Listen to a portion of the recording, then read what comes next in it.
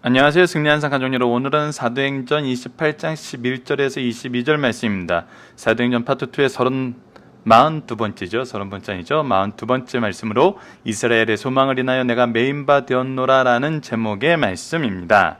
승리하는 삶은 말씀 중심, 예배 중심의 성경 전문 교사를 양성하기 위해서 만들어진 성경 공부 교재입니다.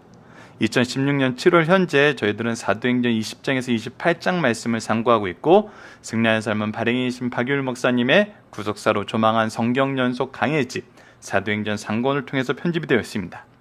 저희도 구조에 대한 부분은 항상 주일날 위크 스터디를 통해서 반복적으로 여러분과 나누고 있습니다. 이 부분을 계속적으로 나누는 것은 말씀의 흐름에 여러분들의 사고를 맡기시고 마음을 열어서 하나님이 우리에게 주시고자 하시는 그 은혜로, 그 말씀의 본뜻으로 우리가 항해할 수 있도록, 우리가 그 파도를 힘입을 수 있도록 나아가기 위한 것입니다. 그렇기 때문에 우리가 인위적으로 말씀을 보기보다는 말씀을 처음부터 끝까지 한 절 한 절 상고하고 묵상함으로 이것을 우리가 바로 적용하기 위해서 이렇게 저희들 사도행전 구조를 가지고 말씀을 연구하고 있습니다. 이 부분에 대해서는 항상 여러분 위크스터디 말씀을 참조해 주시고요. 이번 주에는 전체 내용 안에서 어떤 부분을 우리가 보고 있냐면, 하나님께서 구속사의 능력 있는 일꾼을 세우시고 그 사람이 하나님이 세우신 중심 인물임을, 역사의 주인공임을 증명하여 주시고 이 주인공에게 맡겨진 사명을 감당하게 하신다는 겁니다. 그래서 이번 주에 우리가 지속적으로 묵상하고 있는 것은 우리가 역사의 주인공임을 하나님은 어떻게 증거하십니까? 라고를 통해서 오늘 말씀과 내일 말씀에서는 우리에게 주어진 사명이 무엇인지 얘기하시고, 또 이것을 위해 하나님께서 어떻게 미리 일하셨는지 보여줍니다. 바울까지도 감동하고 용기를 얻어서 힘을 얻을 수 있는 증거를 주시고 확신을 주시고 능력을 주셨다는 겁니다. 오늘 본문 말씀을 통해서 이것을 보도록 하겠습니다. 자, 우리가 지도를 통해서 오늘은 지도를 좀 몇 번 반복을 해서 복습을 할 겁니다. 잘 될 줄은 모르겠지만 저희가 지도를 통해서 보는 내용은 오늘로써 로마에 입성하는 내용이 나와 있기 때문에 3차 전도 여행과 로마로 가는 길을 다시 한번 반복하면서 우리가 그 안에서 어떤 은혜를 나눴는지 간단하게나마 다시 한번 복습하는 시간을 갖도록 하겠습니다. 우선 지금 멜리데 섬에서 출발하여서 시실리아를 가고 레기온에 이르러서 보디울, 트레빌로, 트레바스, 아비오, 그리고 아비오 다음에 트레이스 타베르네, 발음이 좀 어렵죠? 그리고 로마로 입성하게 됩니다. 이 과정에서 누구를 만나게 되면 형제들을 만나게 됩니다. 여기서 형제들은 누구를 얘기할까요? 바로 함께 그리스도인 된 교회 공동체를 만나게 되는 겁니다. 성도들을 만나게 되는 거죠. 즉 바울은 지금 로마를 몇 번째 방문하는 거죠? 첫 번째 방문하는 겁니다. 하지만 그곳에서 형제들이 그를 맞아 함께합니다. 동역하게 되는 겁니다.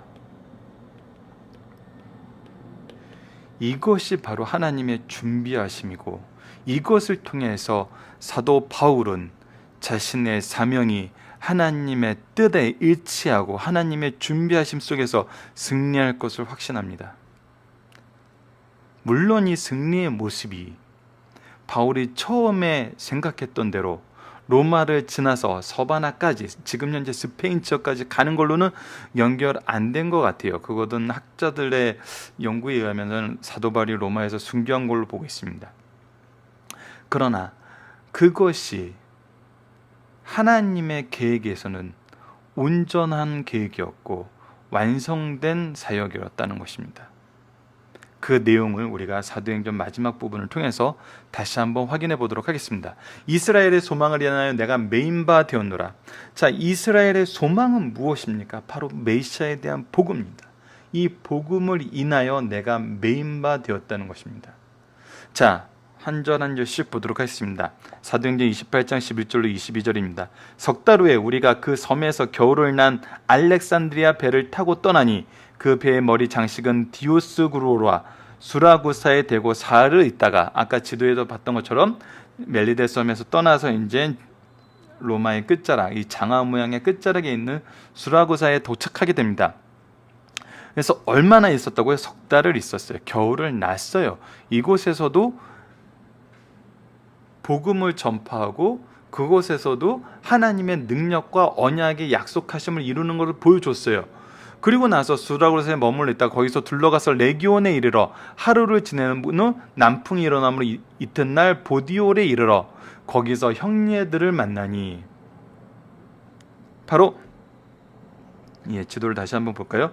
이 지역, 요 보디올에서부터 형제들을 만나게 됩니다. 자, 형제들을 만나 그들의 청함을 받아 이레를 함께 머무니라. 우리 그들의 초청을 받아서 자유롭게 그 안에서 교제할 수 있는 환경을 하나님께서 허락해 주시고 그 허락하심 안에서 교제가 이루어져요. 함께 머무니라. 그래서 우리는 이와 같이 로마로 가리라.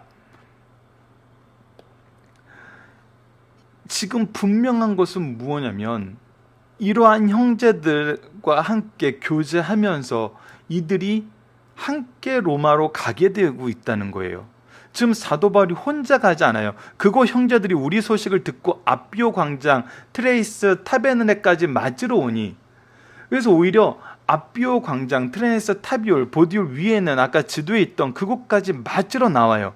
그곳에 바울이 그들을 보고, 그들을 보고 무엇을 하게 돼요? 하나님께 감사하게 돼요. 담대한 마음을 얻게 돼요. 이 감사와 담대한 마음은 어떤 것일까요? 무엇에 대한 감사와 무엇에 대한 담대한 마음일까요?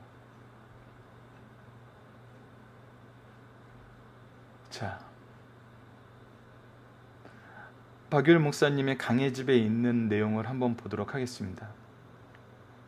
우선 첫 번째는 하나님께 감사하는 마음을 얻었어요.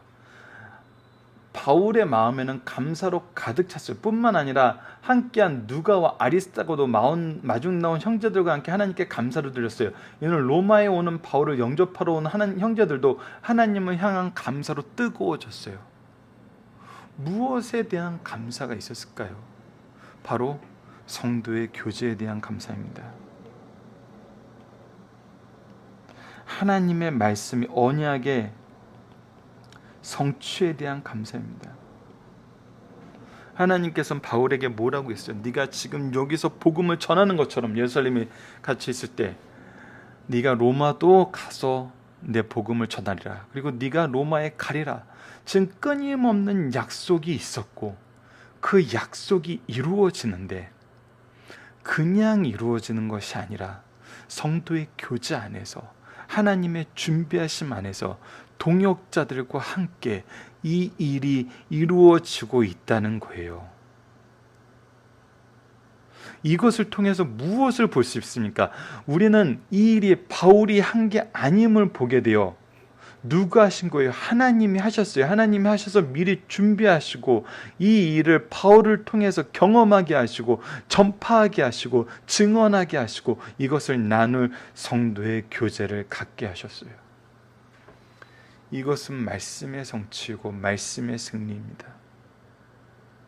그리고 나서 왜 담대한 마음을 얻었어요?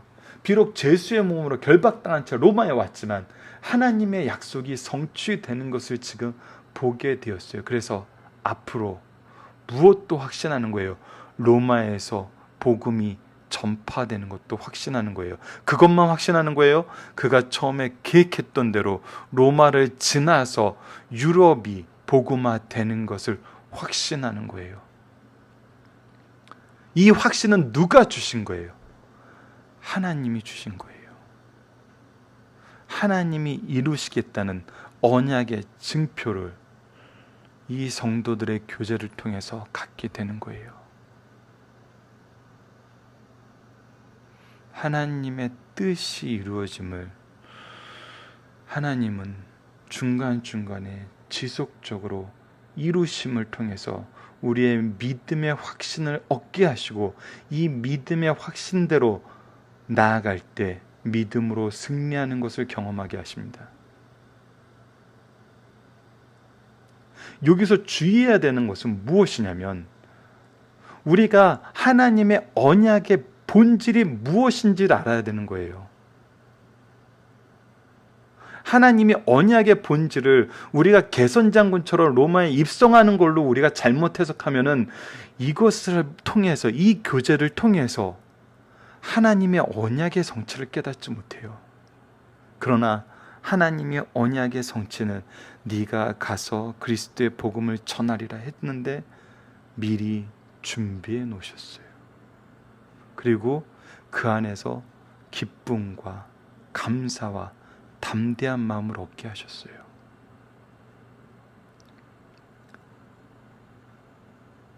그래서 이 교제가 지속되는 모습을 봅시다. 우리가 로마에 들어가니 드디어 로마에 들어갔어요. 형제들이 함께 들어갔어요. 바울에게는 자기를 지키는 한 군인과 함께 따로 있게 허락하더라. 한 장소에 갇혀서 지내는 것이 아니에요. 군인의 오히려 에스코트를 받으면서 따로 있게 허락을 해줘요. 예, 교제의 확장을 허락해주고 복음의 선포를 허락해준 겁니다. 사도 바울의 제목이 뭐였어요? 유대인들이 고발한 제목이 뭐였어요? 항상 따라다니는 로마 법 안에서 그들이 고발한 거는 밀란을 일으킨다는 거예요. 소요를 일으킨다는 거예요. 소요를 일으킨 자에게 만남의 자유와 언변의 자유를 준다는 것은 이미 무죄인 걸 증명하고 있어요. 이러한 자유 안에서 오히려 보호를 받으면서 바울은 말씀을 전해요. 이것을 통해서 우리가 무엇을 봐요? 내가 죄수 신분이어서 말씀을 전하지 못해. 내가 억울한 상황에 있으니까 말씀을 전하지 못해. 내가 연약하니까 말씀을 전하지 못해. 아니라는 거예요. 말씀을 전하게 하는 것이 하나님의 역사하심이고 약속하심이고 승리의 증거라는 거예요. 그것은 오늘 말씀에 더욱더 드러나고 내일 말씀에 이어서 드러납니다. 자, 사흘 후에 바울이 유대인 중 높은 사람을 청하여 그들이 모인 후에 이르되 여러분 형제들이 내게 이스라엘 백성이나 우리 조상의 관습에 배척한 일이 없는데 분명히 하라 말해요. 형제들을 여러분 유대의 형제들이 내가 백성에 대해서 반한 일도 없고 배척한 일도 없고 우리 조상의 관습 율법에 대해서 배척한 일이 없는데 예루살렘에서 로마인의 손에 죄수로 내어준 바 되었으니 로마인은 나를 신문하여 죽일 제목이 없으므로 석방하려 했으나 지금 현재 사도 바울의 입장으로 죽일 죄가 없다는 게 증명이 되잖아요. 조금 전에 말씀드렸던 대로 아니 소동을 일으키는 자에게 정말 행동의 자유와 언변의 자유를 준다는 건 이건 죄가 없어서 석방이라는 건데 유대인들이 반대하기로 죄는 없으나 정치적인 판단으로 내가 맞지 못하여 가이사에게 상소하며 내 민족을 고발하는 것이 아니라 그래서 내가 가이사에게 상소했다는 것은 나의 억울함을 풀어주세요 하면서 우리의 민족을 고발한 것이 아니고 무엇을 위해서? 너희를 보고 함께 이야기하려고. 이것이 내가 가이사에게 상소한 이유라는 거예요.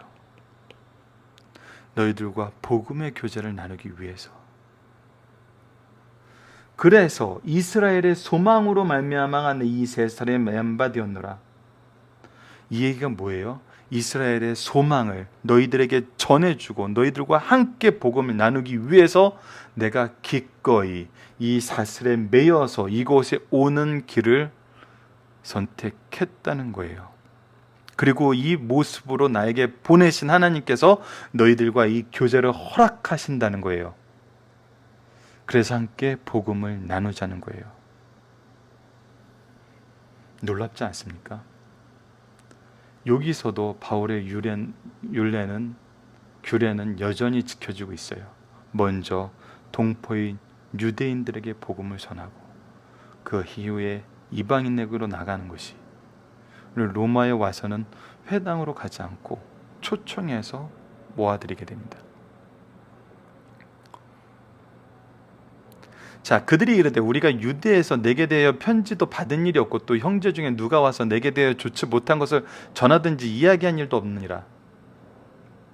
굉장히 이제 그 삼자적인 태도죠. 나는 이스라엘에서 너에 대해서 나쁜 얘기 하는 거에 대해서 들은 적도 없고 너에 대해서 이렇게 악담하는 얘기도 들은 적이 없어. 그리고 너의 얘기를 듣는데 그래서 우리들은 철저하게 중립적으로 한번 들어볼게, 이런 것 같지만 22절 표현을 보면 이에 우리가 너의 사상이 어떠한가 듣고자 하니, 분명히 바울은 무엇이라고 얘기했냐면 백성이나 조상의 관습에 대해서 배척한 일이 없고 이스라엘의 소망으로 말미암아 내가 이 사슬을 메어서 너희와 교제를 하고 싶어 한다고 얘기하는데, 너의 사상이라 그래요. 너의 사상. 이것은 뭐예요? 이들에게 유대교는 이미 one of them이라는 거예요. 많은 사상 중에 하나라는 거예요.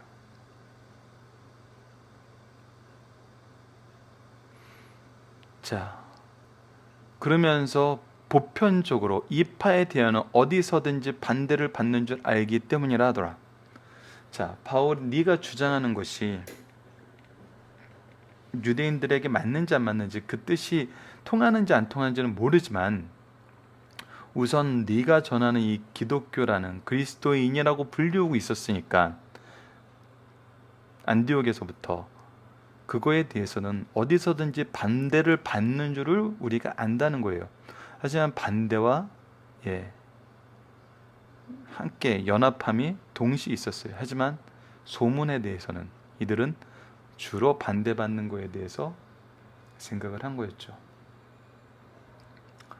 자, 왜 이들은 이렇게 반대하는 쪽에 좀 시니컬하게, 좀 네거티브하게, 냉소적이고 좀 이렇게 부정적인 태도에서 말씀을 듣게 되었을까요?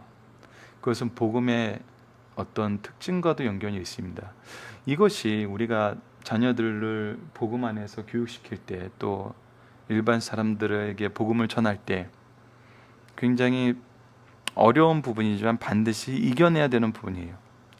복음이 이렇게 시니컬하고 냉소적이고 부정적으로 받아들여지는 이유는 다음과 같습니다. 박일월 목사님 강의 집에 설명이 되어 있는 걸 읽어드릴게요. 첫 번째, 기독교의 기원이 초자연적이고 그 교리가 형이상학적이기 때문이에요. 하나님의 지혜가 있고 하나님의 능력이 있기 때문에 이것이 인간 사회에서 이해되는 인간들의 틀 안에서는 이해하고 넘어가기가 힘들어요. 두 번째는 기독교의 가르침이 인간으로서 감당할 수 없기 때문이에요. 왜? 첫 번째, 모든 인간을 죄인이라고 얘기하기 때문이에요. 두 번째, 기독교의 가르침은 너무 가혹하고 지나치게 실행하기 어려운 것이라는 불평이 있기 때문이에요. 이러한 것 때문에 기독교에 대해서 굉장히 어렵게 생각하고 힘들게 생각해요. 마지막으로, 기독교가 말하는 보상이 미래적이란 거예요. 현실에는 별로 도움이 안 된다는 거예요. 자, 이런 것들이 복음에 대해서는 멀리하게 만들고 세상 것에 대해서는 가까이 하게 만들어요. 그래서 항상 교회에서 실수하게 되는 부분 중에 가장 큰 부분이 뭐냐면, 이걸 자꾸 믹스하려고 해요. 세상적인 것과 성경적인 것을 적당히 버무려서 맛있게 만들어 먹이려고 해요. 근데 맛있는 것은 항상 잘못된 신앙의 형성만 가져와요. 그래서 어려서부터 신앙교육이 굉장히 중요하긴 해요. 어려서는 정말 순수하게 말씀을 받아들입니다. 있는 그대로 받아들이고 있는 그대로 믿어요. 그리고 말씀에 훈련이 되어 있으면 무엇을 깨닫냐면, 이 형이상학적이고 이해가 안 되고 어렵다는 것이 해결이 되는데, 어떻게 해결이 되냐면 하나님의 역사하심으로 경험하고 하나님의 지혜로 깨닫게 하시고 놀라운 것을 보게 하신다는 거예요. 그래서 아까도 얘기했다시피 하나님의 계획하심 이루어지는 거, 우리가 영적인 눈으로 하나님과 동일한 기준을 보면은 우리 삶 속에 너무나 많은 말씀의 성취가 이루어지고 있다는 것을 우리가 경험하게 돼요. 그런데 우리가 집중하지 않으면, 말씀이 무슨 뜻인지 모르면 자꾸 어렵고 자꾸 딴색이 이야기 같고 받아들이기 힘들고 미련해 보이고 거치는 것이 된다는 거예요.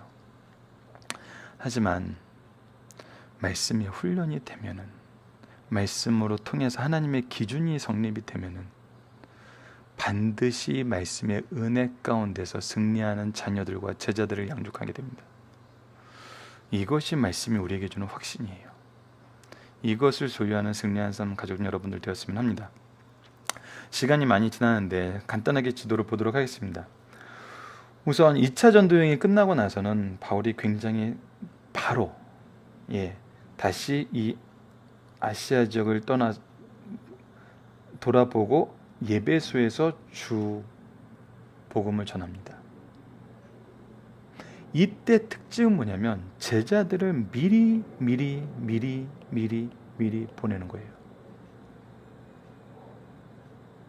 그리고 나서 에베소에서 두란노선에서 매일매일 말씀을 가르치면서 이 아시아 지역의 복음화에 힘쓴 다음에, 소요가 생긴 다음에 어떻게 돼요? 기존에 돌아봤던 2차 선교 여행 때 돌아보았던 드로아를 지역으로 중심으로 이 유럽 지역에, 그리스 지역에 복음을 전한 후에 다시 돌아와서 드로아에서부터 배를 타고 밀레도 지역을 지나서 두로, 시돈, 가이사라, 예루살렘에 이르게 됩니다. 이것을 통해서 보게 되는 것은 우리가 항상 1차, 2차, 3차 전도여행에서 항상 반복되는 건 뭐였죠? 복음을 전하고 그곳을 돌아보고, 복음을 전하고 그곳을 돌아보고. 첫 번째 전도여행에서도 복음을 전하고 돌아보고, 복음을 전하고 돌아보고, 세 번째도 복음을 전하고 돌아보고. 이 선교의 역사를 우리가 항상 염두에 두고, 우리가 가르치는 사람과, 새롭게 가르치는 사람과 기존에 있던 사람을 항상 잘 돌볼 수 있어야 돼요. 그리고 나서 예루살렘에서 가이사라에 지내면서 있다가 배를 타고 이제 로마로 가는 여정은 우리가 이미 꾸준히 봤던 것처럼 하나님의 주권 안에서, 세상의 파도 속에서 하나님의 종들을 어떻게 역사의 주역으로 삼으신지를 보여줘요. 이거는 다음 달 다니엘서를 통해서 더욱더 분명하게 우리가 경험할 수 있습니다. 더욱더 철저하게 설명해 주시는 하나님의 역사를 우리가 경험하게 되죠. 이 내용을 보면은 항상 우리가 보게 되는 건 하나님의 준비하심입니다. 하나님의 준비하심이 없었다면은 사도 바울에게는 동역자도 없었고 승리함도 없었어요. 동시에 하나님께서 항상 함께 일하시고 그 언약의 말씀을 통해서 굳건하게 하시는 것을 우리가 볼 수 있었어요. 복음의 성취는 항상 있었습니다. 말씀이 선포되고 이 말씀 안에서 믿는 자들이 많아졌어요. 우리에게 주시고자 하신 영혼들은 하나도 빠짐없이 믿게 하셨어요. 이것이 우리의 부족한 입술을 통해서 이루시며 우리가 감사하고 하나님께 영광을 돌릴 뿐입니다. 앞으로 우리의 모든 인생이 복음 사역이 되기를 원합니다. 우리의 자녀에게, 우리의 제자에게, 우리의 교회에서, 우리의 직장에서, 어디서나 복음의 확장을 위해서, 복음의 선포를 위해서 함께 동역하시는 승리한 산 가족 되었으면 합니다. 지난번에도 지난주죠 말씀드렸지만, 개인적으로는 인터넷을 통해서 이렇게 방송하게 하심도, 언제 어디서나 복음을 나누게 하심도 정말 감사하면서, 사도행전에서 복음이 전파되리라고 하시는 이 약속의 성취가 이 시대에 더욱더 손쉽게 이루어지고 더욱더 확실하게 이루어지는 것을 경험하게 됩니다. 이 시대가 복음을 받아들이는 자는 적다고 하지만 복음을 선포하기에는 더욱더 좋은 환경이 있다는 것은 우리가 부인할 수 없어요. 그 얘기는 하나님께서 거둘 때가 가까워서 더욱더 말씀 전하는 것을 힘써 지키게 하신다는 하나님의 계획이 있음도 동시에 고백하게 됩니다. 승리한산 가족 여러분들도 이 부분에 함께 동참하시면서 안전하 서나 항상 복음을 전하는 능력 있는 성도들이 되기를 기도합니다. 자, 그 이후의 말씀은 앞에서 설명했던 내용을 토대로 여러분들께서 각자 묵상해 주시고 중심 사상을 보도록 하겠습니다. 다메섹 도상에서 강권적으로 부름을 받은 바울 사도는 아나니아를 통하여 하나님의 종으로 부르심을 받았다. 이 사람은 내 이름을 이방인과 임금들과 이스라엘 자손에게 전하기 위하여 택한 나의 그릇이라. 그가 내 이름을 위하여 얼마나 고난을 받아야 할 것을 내가 그에게 보이리라고 하나님께서 다메섹 도상에서 부르시고 아나니아를 통해서 선포하게 하셨어요. 이 명령을 받은 바울은 주신 사명을 바르고 능력 있게 담당하였어요. 내가 달려갈 길과 주 예수께 받은 사명 곧 하나님의 은혜의 복음을 증언하는 일을 마치려 하면은 나의 생명조차 조금도 귀한 것으로 여기지 아니하노라. 사도 바울의 선교 지역은 성령께서 인도하시는 대로 아시아와 헬라 지역이었어요. 사도 바울은 이 선교 지역을 중심으로 3차례나 걸쳐 전도하였고요. 그러나 바울이 늘 마음속에 품어왔던 소원으로서 세계 선교에 수행하기 위해서는 로마를 복음화하는 것이 가장 효과적이라고 생각하여 이를 힘써왔으나 기회가 허락되지 않았어요. 이제 본문은 드디어 사도 바울이 그토록 사모하고 애쓰던 로마 선교의 장을 열기 위해 로마에 도착한 전후 사정을 기록한 말씀입니다. 28장 말씀을 보면 바울 일행은 지중해 상에서 태풍에 밀려 살 수만이 없었어요. 살아서는 땅을 밟는 것만으로도 너무 감사하고 기쁜 일인데 하나님의 은혜로 인하여 기대 이상으로 주민들에게 융숭한 대접을 받았어요. 3개월간 따뜻한 대접을 받은 후에 섬을 출발할 땐 차오로 쓸 양식까지 배에 실어주는 후한상을 받았어요. 밀리데스에 출발한 바울은 시실라 수르가로에서 3일 있다가 거기서 다시 이달리아 반도 최난날 레기온에 가서 하룻밤을 잤어요. 남풍이 순하게 불매 바람을 타고 이달리아 반도 중부 지역 항구 도시인 보디올까지 이틀 만에 도착하여 그 후로는 육로로 아비오 광장과 상관에 거쳐서 로마로 입성하였어요. 로마에 도착한 바울은 구금 중에도 자유를 얻어서 로마에 있는 유대 지도자들을 초청하여 자신의 신상의 발언 겸 복음을 전하였어요. 복음에 대한 유대인들의 반응은 어디서나 마찬가지로 영접하는 이도 있었고 거부하는 이도 있었어요. 바울은 2년 동안 미교수로 셋집에 있으면서 밤낮을 가리지 않고 하나님 나라의 복음을 전하였고 자유롭게 활동할 수 없으므로 본문을 기록할 수 없지만 서신으로 복음을 전했어요. 소위 옥중서신, 에베소서, 빌립보서, 골로새, 빌레몬서가 바로 이때 기록된 서신들입니다.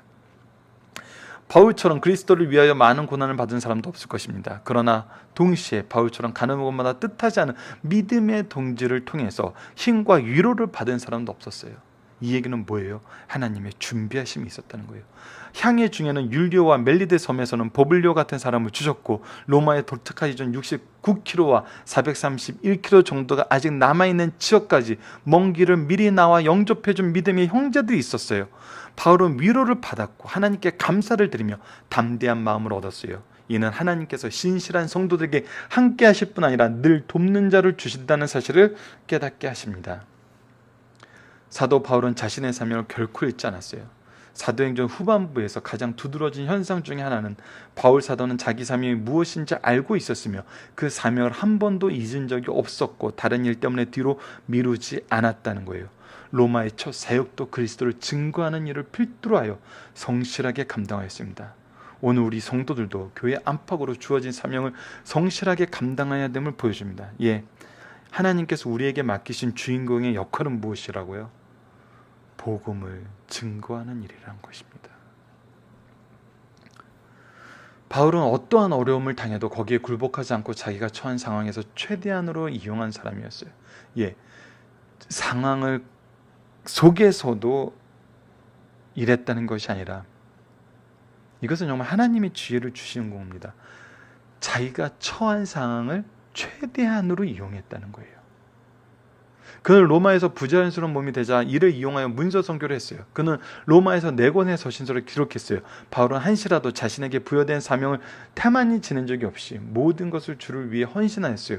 오늘 성도들이 주께 헌신해야 될 바른 자세를 보여줍니다. 이것이 하나님께서 주시는 지혜인 것 같아요. 어렵지만 하는 것이 아니라 어려움의 천황 상황을 최대한 활용하는 것. 이것이 능력이고 이것이 승리의 증거라는 거죠. 복음이 선포되고 있으니까. 살펴볼 정답은 여러분들 카페에 있는 정답지를 통해서 확인해 주시고요. 적용하기입니다. 성경을 통해 우리는 하나님의 말씀의 성취력이 있음을 보게 됩니다. 우리 삶 속에 나타난 하나님의 말씀의 성취력을 나눠봅시다. 제가 나누려고 했던 건 조금 전에 말씀드렸던 대로 복음을 선포하기에는 그 어느 시대보다 지금이 좋은 시대라는 것입니다. 이런 각종 미디어를 통해서 손쉽게 사무실 안에서도 내 방 안에서도 복음을 선포할 수 있어요. 이 복음의 선포의 유효 기간이 언제까지일까요? 유튜브가 언제쯤 망할까요? 지금으로선 상상이 안 되네요.